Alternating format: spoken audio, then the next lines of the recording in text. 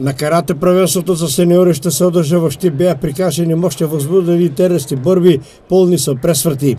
Штипските каратисти покажа и докажа дека се водеча форма, постигнаа вредни резултати и најави уште повредни трофеи. Во женска конкуренција Бојана Манева од карате клубот Штип го освои второто место во дисциплината борби во категорија минус 68 килограми. Јована Георгиева од Церно Олимпик Скопје го освои третото место во категорија минус 55 килограми.